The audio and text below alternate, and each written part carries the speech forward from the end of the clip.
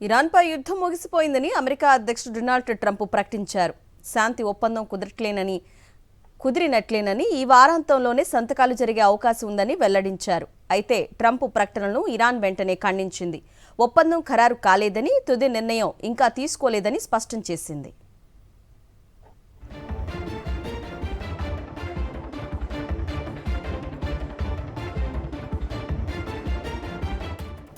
యుద్ధాన్ని ముగించామని ప్రకటించిన ట్రంప్ ఎప్పటికీ అణ్వాయుధాన్ని కలిగి ఉండకూడదన్న అమెరికా డిమాండ్కు ఇరాన్ అంగీకరించిందని తెలిపారు. ఇరాన్ వద్ద ప్రాణాంతక అణ్వాయుధాలు ఉండకూడదని, అదే తమ ప్రధాన లక్ష్యమని చెప్పారు. అణ్వాయుధాన్ని కొనుగోలు చేయటం గానీ, అభివృద్ధి చేయడం గానీ ఇరాన్ చేయదని ట్రంప్ స్పష్టం చేశారు. అయితే ట్రంప్ చేసిన ప్రకటనలను ఇరాన్ ఖండించింది. శాంతి ఒప్పందం ఇంకా ఖరారు కాలేదని, ఇరుపక్షాలు తుది నిర్ణయానికి రాలేదని స్పష్టం చేసింది. ఒప్పందం కుదిరిందన్న వార్తలు కేవలం ఊహాగానాలేనని ఇరాన్ విదేశాంగ శాఖ తెలిపింది. మరోవైపు రెండు దేశాల మధ్య శాంతి ఒప్పందంపై జెనీవాలో సంతకాలు జరుగుతాయన్న ప్రచారం కొనసాగుతోంది.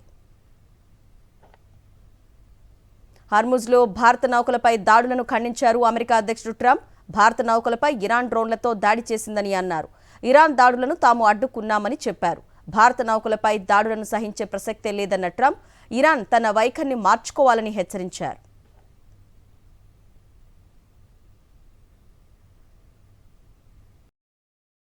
మరిన్ని అప్డేట్స్ కోసం ఛానల్ను సబ్స్క్రైబ్ చేయండి. నోటిఫికేషన్స్ కోసం బెల్ ఐకాన్ పై క్లిక్ చేయండి.